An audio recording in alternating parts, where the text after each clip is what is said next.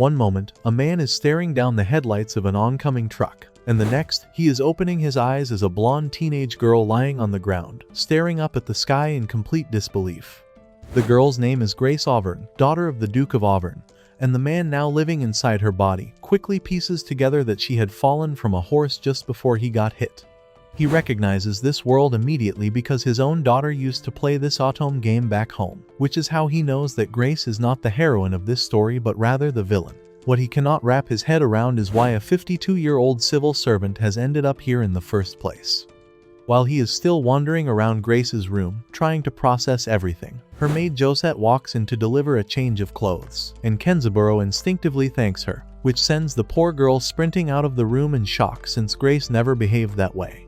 After sorting through Grace's memories, Kenzaburo confirms what he already suspected: Grace is impatient, cold, and thoroughly disliked, which means surviving this world means playing the role of the Villianess, whether he likes it or not. When school begins, the real protagonist Anna doll arrives at the gate with her pink hair and humble background, and instead of humiliating her the way the script demanded, Kenzaburo ends up praising her effort out of pure parental instinct, which makes Anna emotional for an entirely different reason and immediately draws her toward Grace.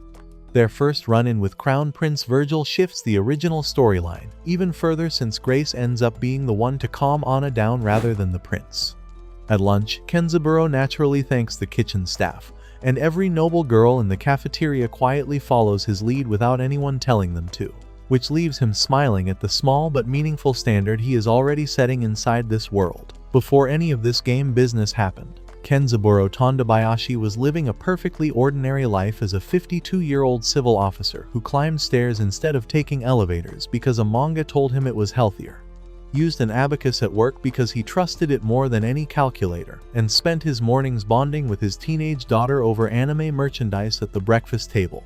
He died, the way decent people sometimes do, by throwing himself in front of a speeding truck to push a child out of the road, and that single act of selflessness landed him inside the body of Grace inside a game his daughter used to play on their living room TV.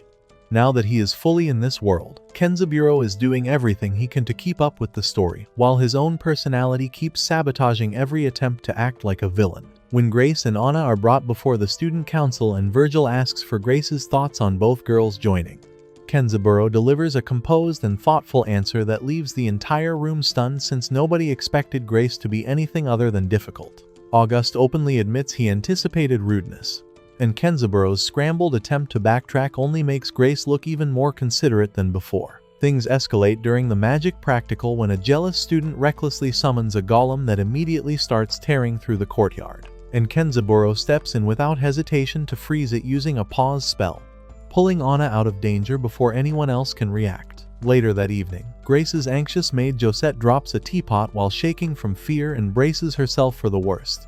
only for Kenzaburo to respond with calm reassurance, and then personally walk her to the craftsman Waltz to have it repaired. Waltz is visibly surprised by Grace's warmth, and as Kenzaburo digs through her memories, he begins to understand that Grace was once a genuinely kind child, whose spirit was slowly crushed by the weight of her family's expectations. Kenzaburo keeps a hand fan with all the council members' names written on it, because his memory simply cannot keep pace with this world's full cast of characters, and he has quietly accepted that the fan is the only thing standing between him and an embarrassing mix-up. He takes time to break down the council's significance, noting that this is an aristocratic institution where every single love interest Anna might end up with is on track to become a high-ranking figure in the kingdom, which means the stakes of the game's romance roots are very real within this world. Trying to get a read on which council member Anna might be leaning toward, Kenzaburo casually asks her how she feels about people with striking hair, and Anna immediately pictures Grace's long curly hair flowing behind her, and gets quietly flustered, something Kenzaburo completely misreads as interest in one of the council men, while Anna is simply wondering what Grace puts in her hair to make it look that way.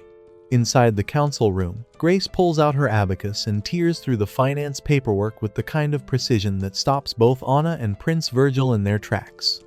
And when the prince presses her on where she learned to work numbers like that, Kenzaburo fumbles through a weak excuse about stumbling across something in the library, which the prince does not believe for even a moment. The interaction leaves Virgil quietly reconsidering how he sees his own fiancée.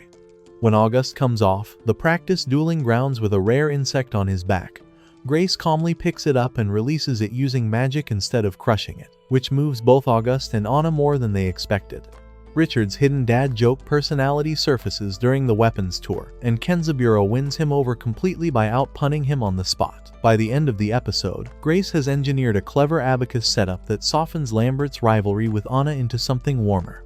And the council room fills with laughter, while Kenzaburo quietly wonders if he has ever actually managed to play the villain at all. A month into the school term, every student gathers in the courtyard to perform the beast summoning ritual using the eggs they received at the entrance ceremony. When Anna steps up and places her egg onto the magic portal, a brilliant light bursts from the shell, and a Pegasus emerges, carrying a wind element nature that immediately draws warm reactions from everyone watching. Kenzaburo, still fuzzy on how elemental classifications work in this world, quietly asks the teacher to break it down, and after getting the explanation, he genuinely celebrates Anna's result while also checking in to make sure she is satisfied with what she received rather than wanting to redo the ritual.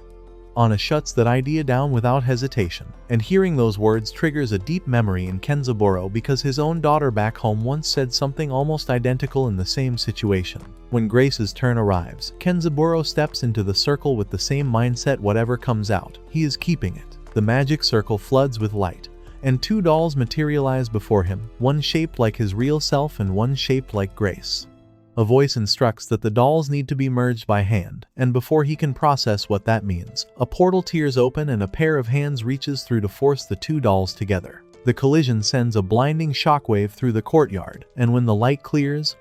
a rare ancient red dragon with 2 elemental powers is sitting right in front of Grace, while the entire crowd stares in stunned silence. Back in the real world, Kenzaburo's daughter Hinako had just learned about her father's accident and rushed to the hospital, only to return home and find the game still running, with Grace's name replaced by her father's and her behavior matching him perfectly. Hinako calls her mother over, and the two of them quickly connect the dots before Hinako sits down and takes control of the game herself, eventually realizing that the hands which appeared during the summoning ritual were her own hands reaching through the screen to help her father. The school principal examines Grace's dragon up close in the courtyard and is visibly taken aback since a beast carrying 2 elemental powers is something he has genuinely never encountered before. He asks Grace to demonstrate both elements on the spot, and the first fire attack lands so powerfully that both the principal and the teacher are left speechless. When the principal requests a switch to the water element, Kenzaburo draws a complete blank on how to make that happen, and his dragon Orion refuses to respond to any of the commands he attempts. Just before the moment becomes fully embarrassing, a pop-up option appears in Kenzaburo's field of vision, and he switches the element, which turns Orion's color from red to blue, and allows a high-intensity water attack to follow through without a problem.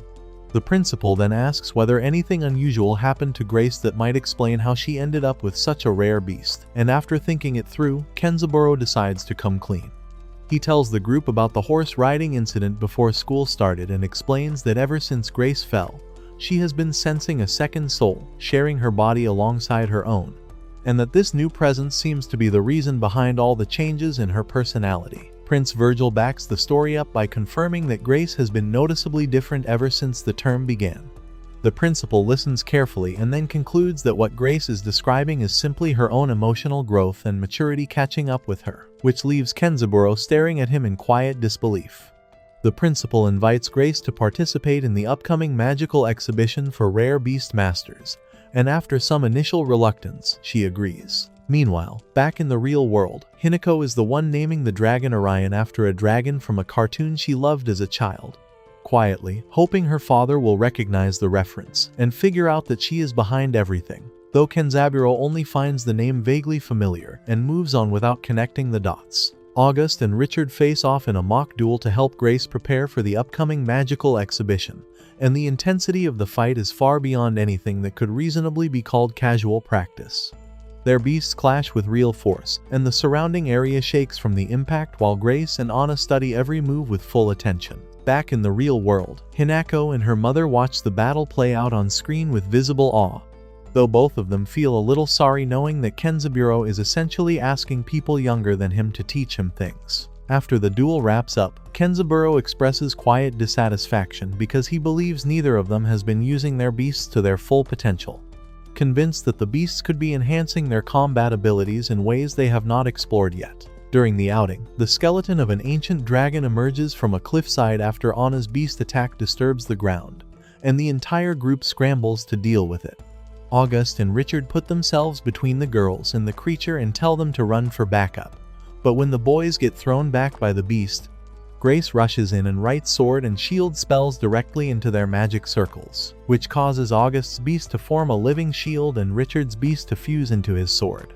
The two men take down the creature in a single strike and immediately kneel before Grace in gratitude, pledging their loyalty on the spot even after she insists it was all done on instinct. Back at the academy, Grace and Anna combine their fire and wind attacks during practice and accidentally produce a fire tornado that impresses the principal and teacher watching from the side. Inside the student council, Lambert compliments their progress, while Lucas quietly tips Grace off about the group of bullying girls who have been targeting Anna. When those girls corner Anna in the backyard and mock her background, Anna holds her ground with composure, and Grace steps in shortly after to make her position on the matter crystal clear, before skillfully turning the situation around and winning those same girls over entirely. The Duke of Auvergne returns home to the family estate, and Grace rushes to greet him at the entrance with genuine excitement. He announces that he has brought a special gift and has it unveiled with full confidence, only for it to turn out to be a wooden rocking horse clearly made for a 5-year-old child. The servants freeze, nobody knows where to look, and Kenzaburo internally imagines how badly the real Grace would have reacted to this moment, rather than letting the awkwardness swallow everyone whole. Kenzaburo quickly redirects the situation by telling Sebastian that the toy was actually meant for a young cousin whose birthday is coming up, and that her father had kindly sourced it on her behalf since she had been struggling to find something suitable. The servants relax immediately, the Duke goes along with it without missing a beat, and the entire household quietly exhales. Later, when Grace visits Waltz's home with Josette to request a custom wand cover for Anna's magic book, she hears noise coming from the backyard and walks around to find her father and Waltz locked in a dead serious spinning top competition. The sight of her composed and dignified father going all out over a children's game catches Kenzaburo completely off guard. And after eavesdropping for a moment, he overhears the Duke quietly expressing regret over the gift situation and how difficult he finds it to get things right for his daughter. That hits close to home for Kenzaburo, who knows exactly what it feels like to struggle with being the father a child deserves. And so Grace steps into the scene and pretends to be annoyed that such a fun game was kept from her all this time before joining in herself, which genuinely lights her father up. The following day, at the magical exhibition, the Duke watches August and Richard perform with their beasts in a way he has never seen before, and learns from the principal that it was Grace who developed those techniques. Then Grace and Anna take the stage, combine their fire and wind attacks into a fire tornado that stuns the entire arena. And when the teacher escalates the challenge by merging destroyed targets into a fire beast, the girls adapt on the fly and defeat it with a coordinated water and wind combination that brings the crowd to its feet. A week after the magic exhibition, Lambert and Anna square off in a practice duel at Grace's estate, with Lambert's earth beast clashing hard against Anna's whirlwind attack in a collision that rattles the air around them. Grace and Lucas watch from the side, and Kenzaburo privately thinks to himself that these two couldn't be more different from each other and yet somehow fit together perfectly. After the duel winds down, Lambert is asked about the book-infused wand Waltz crafted for him, and he immediately lights up and starts going on about it with way more enthusiasm than his usual reserved personality would ever allow before catching himself mid-sentence and pulling back into his shell with a quiet thank you to Waltz. The group then settles in for a tea party where Lambert opens up about his tough upbringing and one childhood memory that stuck with him using magic to make a dried-out tree bloom, and Anna relates to his story in a way that leaves a noticeable warmth between them, which Kenzaburo quietly clocks as the natural pull of two people who have lived similar lives. When he notices that neither Lambert nor Anna knows how to eat the unfamiliar desserts on the table, he uses it as a smooth teaching moment. And Anna eagerly soaks it all in because she wants to be properly prepared for the life that might come after Grace marries the prince. That night, Kenzaburo slips into a dark void in his sleep, where Orion leads him to a cage holding the real Grace trapped inside. He reaches out and tries to break it open, and the cage glows gold just before he snaps awake in Grace's body surrounded by worried maids. The following morning brings another surprise, when Anna turns up dressed in a maid's uniform wanting to learn how to serve Grace properly. And Kenzaburo misreads her intention entirely while the household carries on around them. with Matilda's heating magic and the head maid's tour of the estate's 300 servants leaving, Anna filling up a whole notebook of observations. Back in the real world, Hinako watches all of it unfold on screen, cringes through her father's more awkward moments, and quietly notes that the story has taken a route that was never part of the original game at all. While the rest of the school enjoys summer break, Grace and Anna are back on campus during their time off to carry out their council duty of guarding the academy's ancient weapons on the one day each year when the protective barriers around them are at their weakest. The girls arrive at the weapon room to find all the council boys already there waiting, and within seconds of their arrival, Lucas accidentally triggers a magical Rubik's Cube in his hands, flooding the room with light and causing every council member to vanish entirely. Grace and Anna step outside and find themselves standing in a strange void with the door to the weapon room gone behind them, and Kenzaburo quickly figures out that solving the cube is the only way to pull everyone back. Each side of the cube that gets solved releases one council member at a time, and each member brings with them a riddle that the group has to crack before the next door opens. Virgil comes out first and leads them to a water and fire brain teaser that Kenzaburo solves on his own before realizing too late that it was meant to be a shared moment between Virgil and Anna. Lambert comes next, and the riddle requires someone to get into a crawling position, which Lambert immediately volunteers for so Anna does not have to. Pierre follows and helps them solve a lens and torch puzzle involving heights, though he ends up beating himself up over not contributing more. August and Richard arrive together for the final riddle, and Kenzaburo ends up singing a Japanese karaoke song on the drums to coax a stubborn doll out of its hut so August and Anna can finish the challenge. When the cube resets and refuses to be cheated, Anna steps up and solves it cleanly on her own, bringing everyone back to the weapon room. Grace makes a point of crediting Anna for getting them all out, but every single person in the room, Anna included, quietly thinks Grace was the one who held everything together, which leaves Kenzaburo sighing in complete defeat. Anna spends part of her summer break visiting her hometown, making a bread delivery for her parents' bakery, and helping some kids chase down a hat blown away by the wind using her magic. All while Grace and Josette are secretly trailing her from a distance without Anna knowing. The smell of fresh bread pulls Grace toward Anna's family bakery, and before Kenzaburo can figure out a smooth way to handle things, Anna's mother spots them outside, brings out chocolate cornets for both girls without missing a beat, and reveals that Anna's letters home have been so detailed that she had no trouble recognizing Grace the moment she saw her. Kenzaburo finds himself genuinely impressed by how relaxed and unbothered Anna's mother is around someone of Grace's rank,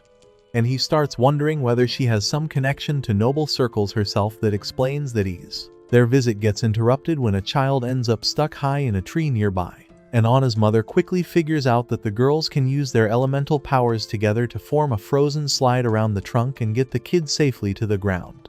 It works perfectly, and Anna immediately starts telling everyone around them that Grace is the reason the child is safe, even going as far as announcing that Grace is next in line to be queen, which leaves Kenzaburo standing there deeply flustered while the townspeople cheer. Back at school, festival preparations kick into full gear and the students push for a maid-themed event, which Kenzaburo approves without hesitation, even though the original Grace would have shut it down on the spot. Pierre and Virgil try to flag the risks, but Kenzaburo holds firm and tells them Grace stands behind her decisions fully. The group then lands on the idea of staging a play for the festival, and after Lucas warns them about a long-standing rule attached to it, Grace goes home and asks her father,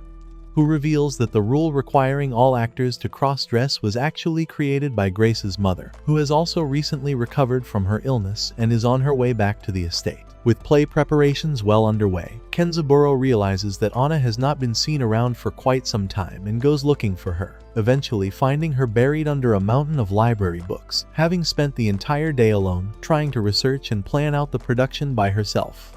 Anna stands up to greet Grace and immediately collapses from exhaustion, which sends Kenzaburo straight into parent mode as he takes her to the infirmary and firmly scolds her for running herself into the ground. Anna tears up and admits that she had no idea where to begin with planning a stage play and felt too proud to ask for help, which makes Kenzaburo realize that he made a mistake by leaving her to handle something that big on her own without checking in. Grace takes Anna directly to the Drama Society, where they meet Francette, an anxious and clumsy girl who cannot stop apologizing the moment Grace walks in, but who the society president insists is the most capable person available for the job. Fran digs through decades worth of old scripts and surfaces a play that has been sitting untouched for 30 years because no student council had ever been bold enough to attempt it. And it turns out to match Anna's vision almost exactly. Grace approves it on the spot, and the group soon discovers that the play was written by Grace's own mother, which adds an entirely new layer of meaning to the whole production. Anna bonds with Fran quickly, and the two become close almost immediately. When the cast tries on their costumes and begins running through the story, Kenzaburo quietly realizes that his own role in the play is far more demanding than he had accounted for. And no matter how many times he rehearses his lines at home, something about his performance keeps falling flat. The pressure climbs even higher when Grace's father delivers the news that her mother, now recovered, is planning to attend the festival specifically to watch this play. The festival opens with Grace and Anna meeting Anna's mother before Leopold steps in to take down a golem that a member of the Earth Magic Enthusiast Club had been operating illegally outside the club's permitted area. Grace and Anna then make their way to the student council room to get ready for the play. When the performance of The Prince and the Peasant gets underway with Jacqueline in the audience, Grace hits a wall mid-scene due to elegant cheat nearly derailing her lines entirely. But Lucas smoothly covers for her with a well-timed ad-lib after Jacqueline, who possesses the ability to see into the future, tips him off beforehand. The play carries through to the end without another hitch and lands as a genuine success with the crowd. Afterward, Leopold finds Grace and explains that Jacqueline had another matter to handle, leaving a letter behind in her place, while Jacqueline herself gets visibly emotional as she departs, quietly expressing her feelings to a mysterious orb of light. Hinako and Mitsuko watch this play out on screen with clear disappointment before Hinako fills her mother in on what is coming next. That evening, Anna and the full student council go looking for Grace so they can all watch the fireworks together, but she is nowhere to be found. The show starts without her, and it does not take long before dual-colored fireworks light up the sky, the kind that only Grace is capable of producing, and everyone watching immediately understands that she has been behind the scenes helping run the display the whole time. With the fireworks painting the night sky above them, Kenzaburo quietly declares to himself that his life playing the role of the Villianess has truly only just begun.